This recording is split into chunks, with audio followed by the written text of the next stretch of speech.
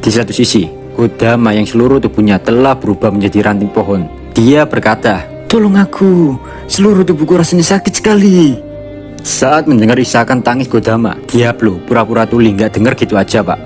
Sedangkan Joey bertanya, "Oi, dia masih hidup. Akan lebih baik jika dia bisa menjawab pertanyaan kita."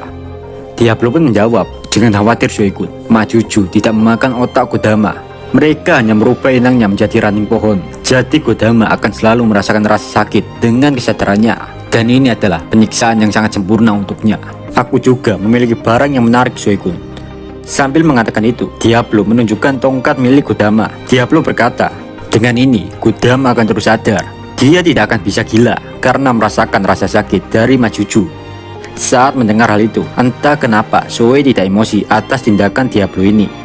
Zoe malah setuju tentang kejadian ini. Bagi Zoe, Kodama pantas diganjar karena telah menghina Rimuru sama. Sontak saja Diablo puas dengan jawaban Zoe. Di situ Diablo berterima kasih karena Zoe setuju bahwa hobi Diablo menyiksa orang itu hal yang wajar saja. Namun Zoe menjawab, jika dia tidak pernah sekalipun bilang bahwa sisi psikopat Diablo bisa diterima dalam kamusnya. Kini semua orang yang ada di situ sepenuhnya diserahkan kepada Souka dan yang lainnya. Tinggal golongan Magnus yang belum ditangkap, Pak. Hanya menunggu waktu saja, kita bakal melihat ending dari padepokan sesat ini ya guys ya. Yari.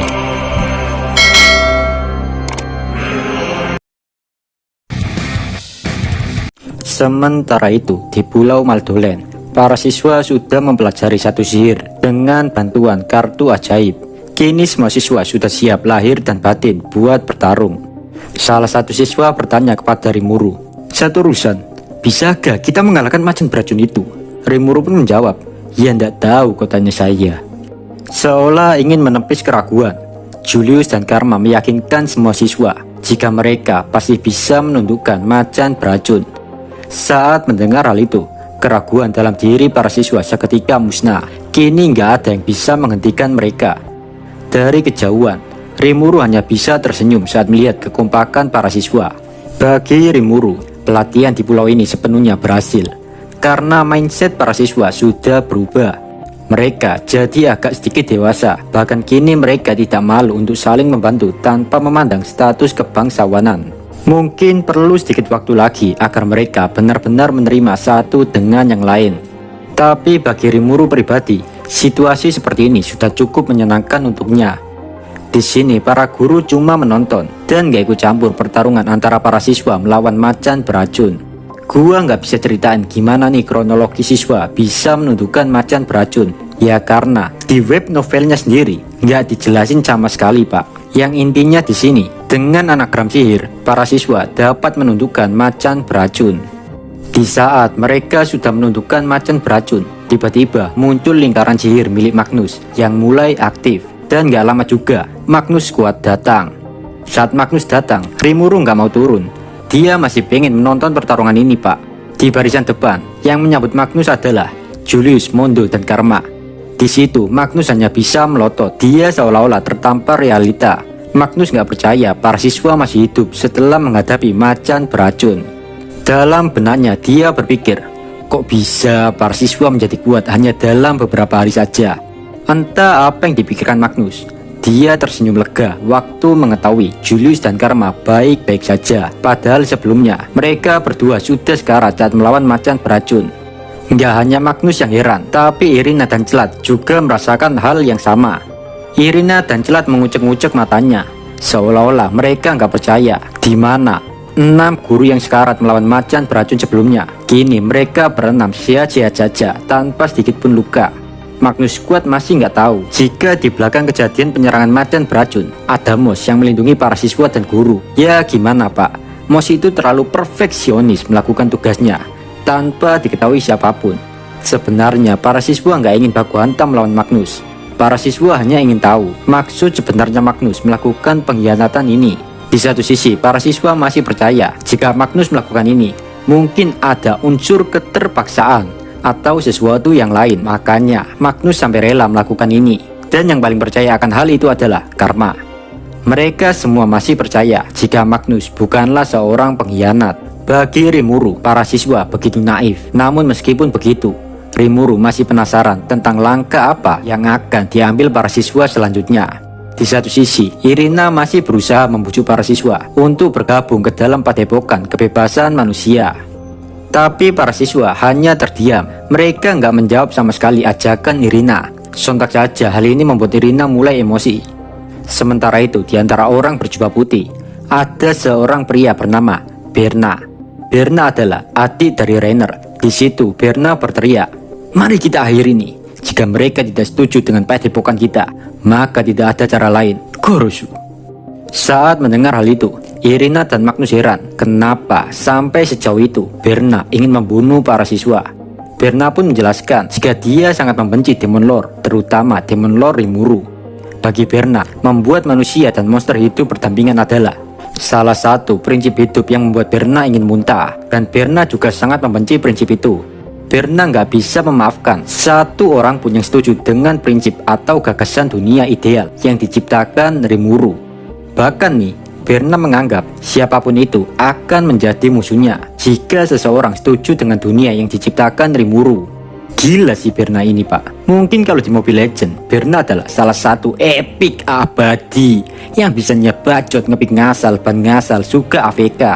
Ya pokoknya agak stres lah si Berna ini pak, karena dendam kesumatnya pada Rimuru.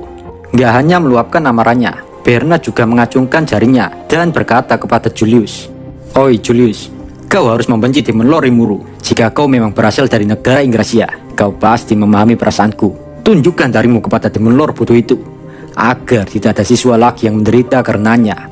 Saat mendengar hal itu, Julius sedikit memahami kenapa Berna sangat membenci Rimuru. Sekedar mengingatkan saja pak, Ingrasia dulu adalah pusat dunia, mulai dari budaya, keuangan, dan juga politik. Namun semenjak kemunculan negara baru yang bernama Tempest, Ingrasia mengalami kemunduran. Di situ, Julius pun maju selangkah ke depan dan menatap Berna. Julius berkata, "Aku tahu kau adalah Berna, adik dari Rainer bukan? Kakakmu dan kakakku saling bekerja sama, sehingga ayahku meninggal. Tapi kurasa kau terlalu egois jika menyalahkan Demon Lord Rimuru atas semua masalah." Sontak saja Rimuru terkejut saat mendengar penjelasan Julius. Rimuru merasa Julius mulai agak sedikit dewasa dalam cara berpikir. Setelah tahu jawaban Julius, Berna semakin emosi, dan kini Berna juga membenci Julius. Di situ, Julius menjelaskan kepada Berna jika Demon Lord Rimuru adalah orang yang egois, sehingga menyebabkan kemerosotan pada negara Ingrasia. Namun bagi Julius, itu tidak buruk, karena Demon Lord Rimuru masih memiliki kebaikan hati untuk memberikan kesempatan kepada negara Ingrasia. Sontak saja, Berna nggak paham apa yang dijelaskan si Julius ini pak. Dengan sabar, Julius menjabarkan apa maksud dari ucapannya barusan. Bagi Julius, dia sangat membenci Demon Lord Rimuru. Tapi di satu sisi, Julius juga menghormati Rimuru, karena Rimuru masih memberikan sekolah yang berkualitas di negara Ingrasia, bahkan membiarkan Ingrasia menjadi tempat mengekspor budaya. Dan satu lagi yang membuat Julius kagum adalah Rimuru telah menciptakan kereta, dan hal itu adalah penemuan yang sangat hebat di mata Julius. Saat mendengar kekaguman Julius itu, Berna semakin bertambah emosi sambil menghunuskan pedang. Berna berkata, "Jika itu pilihanmu, maka kurasa sudah tidak ada lagi yang perlu kita bicarakan." Setelah adu bacot itu, pertempuran pun akhirnya dimulai.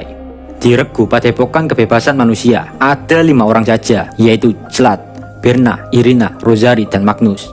Irina dan Rosari di situ langsung mengaktifkan Demon Fusion. Di satu sisi, tanpa aba-aba, Berna langsung mengayunkan pedangnya menuju Julius. Di saat yang sama pula, macan beracun memblokir serangan Berna. Macan beracun bisa melakukan hal ini tanpa disuruh, karena sudah ada semacam telepati antara para siswa dan macan beracun itu sendiri pak. Saat melihat Berna yang kesulitan, Zlat pun ikut membantu Berna melawan macan beracun. Dari belakang, Irina dan Rosari mencoba merampalkan mantra dari Samsudin untuk menghilangkan bab sihir pada macan beracun, sekaligus berusaha melemahkannya. Saat mengetahui hal itu, para siswa juga nggak kalah sakti. Para siswa juga mulai merampalkan ajian balonku ada 5. Tapi di sini, para siswa merampalkannya dalam hati karena mereka menggunakan kartu ajaib. Sehingga si Rosari dan Irina otomatis ke cancel. Sontak saja Irina dan Rosari nggak percaya kenapa para siswa bisa sekuat ini hanya dalam beberapa hari saja. Kini nggak hanya Marsha saja yang bisa make kartu ajaib pak. Tapi siswa yang lain juga sudah bisa menggunakannya, meskipun hanya dapat menguasai satu mantra saja. Karena mereka cuma bisa menguasai satu mantra sihir, para siswa hanya memegang satu kartu saja, Pak. Ada yang spesialis sihir interferensi, penyembuh, pendukung, pertahanan, dan serangan. Sedangkan yang menghapus sihir Irina adalah para siswa yang memiliki sihir spesialis interferensi. Di situ Irina masih merasa heran, karena sihir para siswa bukan hanya kuat, tapi para siswa juga sangat hebat bisa menggunakan sihir tanpa merapalkan sepatah kata pun. Irina menduga mungkin sihir baru yang dilakukan para siswa adalah rencana para guru. Irina masih terus berusaha. Irina membujuk para siswa untuk masuk ke Padepokan Kebebasan Manusia. Di satu sisi, Marsha sebagai perwakilan para siswa menjawab dengan penuh emosi. Kenapa? Kenapa kau terus memaksa kami, Irina-san? Bukankah ini sama saja penindasan yang selalu kau benci, ha? Saat mendengar hal itu, Irina pun menjejakkan lidahnya. Irina mengatakan, ya, mungkin kau benar, Marsha. Tapi aku tetap saja tidak bisa memaafkan Demolor Rimuru. Walaupun aku tidak bisa mengalahkannya, aku masih ingin memukulnya. Dan juga, aku tidak bisa membiarkan rencana kali ini gagal. Setelah mengatakan itu, Irina mengeluarkan sebuah jarum suntik yang berisi cairan kental. Seketika, cerot, jarum suntik itu Irina tancapkan ke dalam tubuhnya. Jika kalian suka video ini, jangan lupa subscribe biar channel ini makin berkembang. Saya Tiu dari channel Si Kekindil. Pamit, bye bye.